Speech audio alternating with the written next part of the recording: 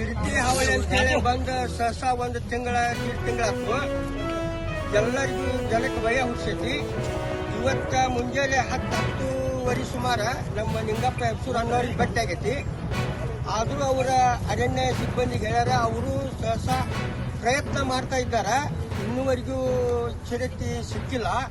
ಇವತ್ತು ಏಕಾಏಕಿ ಮಧ್ಯಾಹ್ನ ನಮ್ಮ ಕಾಮಗಟ್ಟಿ ಗ್ರಾಮದ ಮಾದೇವಪ್ಪ ಮಾಳಣ್ಣವ್ರ ಆಕಳ ಮ್ಯಾಗ ದಾಳಿ ಮಾಡೈತಿ. ಆ ಯಾವುದೋ ಪರಿಸ್ಥಿತಿಯಲ್ಲಿ ಏನೋ ಆಗಿ ಮತ್ತೆ ಬಿಟ್ಟು ಹೋಗೈತಿ.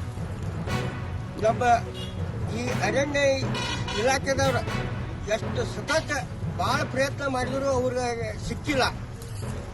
ಈಗ ಆಕಳದ ನಮಗ ಭಾಳ ನುಕ್ಸಾನ ಆಗೈತಿ.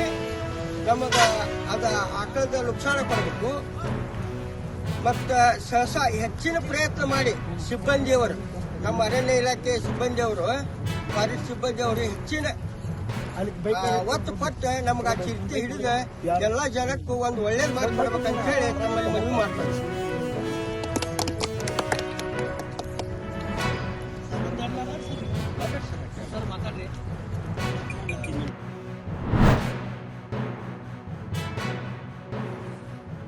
ಇಂದು ಬೆಳಗ್ಗೆಯಿಂದ ಒಬ್ಬ ರಾಜ್ಯದ ಹಿರಿಯ IPS ಅಧಿಕಾರಿ DGP ಅವರ ಮತ್ತು ಅಸಭ್ಯವಾಗಿರ್ತಕ್ಕಂಥ ಸರ್ಕಾರಿ ಕಚೇರಿಯಲ್ಲಿ ನಡೆದಿರ್ತಕ್ಕಂಥ ವಿಡಿಯೋ ತುಣುಕುಗಳು ಮಾಧ್ಯಮದಲ್ಲಿ ಮತ್ತು ಸಾಮಾಜಿಕ ಜಾಲತಾಣದಲ್ಲಿ ಹರಿದಾಡ್ತಾ ಇದ್ದವು.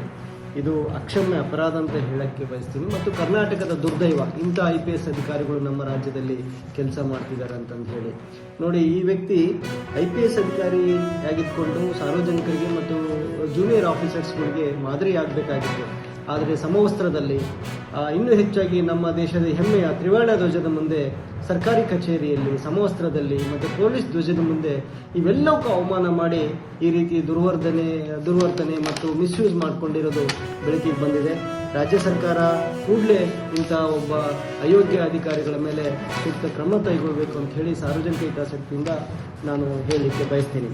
ಮತ್ತು ಈ ಘಟನೆ ಎಲ್ಲಿ ನಡೀತು, ಯಾವಾಗ ನಡೀತು, ಯಾರು ವಿಡಿಯೋ ಮಾಡಿದ್ದು, ಇದ್ರ ಬಗ್ಗೆ ಕೂಡ ಸಂಪೂರ್ಣವಾದ ಒಂದು ತನಿಖೆ ಆಗಬೇಕು.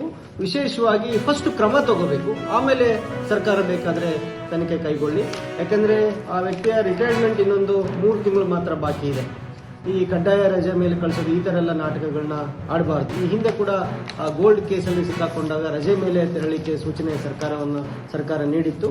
ಹೀಗೆ ಇದು ಒಂದು ಗಂಭೀರ ಪ್ರಕರಣ ಅಂತ ಹೇಳಿ ಬಯಸಿ ಮತ್ತು ಇದನ್ನು ಭಾಳ ಗಂಭೀರವಾಗಿ ತಗೊಂಡು ಈಗಾಗಲೇ ನಾನು ದೂರು ಮುಖ್ಯಮಂತ್ರಿಗಳಿಗೆ ಇಮೇಲ್ ಮೂಲಕ ಮತ್ತು ಗೃಹ ಮಂತ್ರಿಗಳಿಗೆ ಇಮೇಲ್ ಮೂಲಕ ಮತ್ತು ಕೇಂದ್ರ ಸರ್ಕಾರ ಕೂಡ ನಾನು ದೂರನ್ನು ಸಲ್ಲಿಸಿದ್ದೀನಿ ಸಾರ್ವಜನಿಕ ಹಿತಾಸಕ್ತಿಯಿಂದ.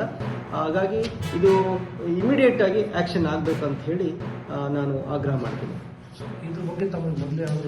ಈ 1 ವರ್ಷದ ಹಿಂದೆ ನನ್ನ ಹತ್ರ ಕೆಲವರು ನೊಂದ ಮಹಿಳೆಯರು ಮತ್ತು ಅವ್ರ ಜೊತೆ ಯಾರ್ಯಾರು ಬಂದಿದ್ರು, ನೆನಪಿಲ್ಲ ನನಗೆ. ಬಂದಾಗ ಅಂದರೆ ವಿಡಿಯೋ ಎಲ್ಲ ತೋರಿಸಿರ್ಲಿಲ್ಲ. ವಿಷಯ ಹೇಳಿದ್ರಿಂದ ನನಗೆ ಅನ್ಯಾಯ ಆಗಿದೆ ಕೆಲವೊಂದು IPS ಅಧಿಕಾರಿಗಳಿಂದ ಅಂತ ಹೇಳಿದರು. ನಾನು ಮುಖ್ಯಮಂತ್ರಿಗಳು ಭೇಟಿಯಾಗಿ ಮತ್ತು DGIG ಭೇಟಿಯಾಗಿ ಅಥವಾ ಗೃಹ ಮಂತ್ರಿಗಳು ಭೇಟಿಯಾಗಿ ಅಂತೇಳಿ ಅವ್ರ ಅಡ್ರೆಸ್ ಕೊಟ್ಟು ಮೊಬೈಲ್ ನಂಬರ್ ಎಲ್ಲ ಕೊಟ್ಟು ಸಂಪರ್ಕ ಮಾಡಿ ಅಂತ ಹೇಳಿ ಕಳಿಸಿದೆ. ಅದಾದ ನಂತರ ಅವರು ನನ್ನ ಹತ್ರ ಬರಲಿಲ್ಲ ಮತ್ತು ವಿಡಿಯೋ ಕೂಡ ತೋರಿಸಿರಲಿಲ್ಲ. ಇವತ್ತು ಬೆಳಿಗ್ಗೆ ನಾನು ಸಾಮಾಜಿಕ ಜಾಲತಾಣದಲ್ಲಿ ನೋಡಿಬಿಟ್ಟು ಈಗ ಮಾತ್ರ ಪ್ರಕ್ರಿಯೆ ಕೊಡ್ತೀನಿ.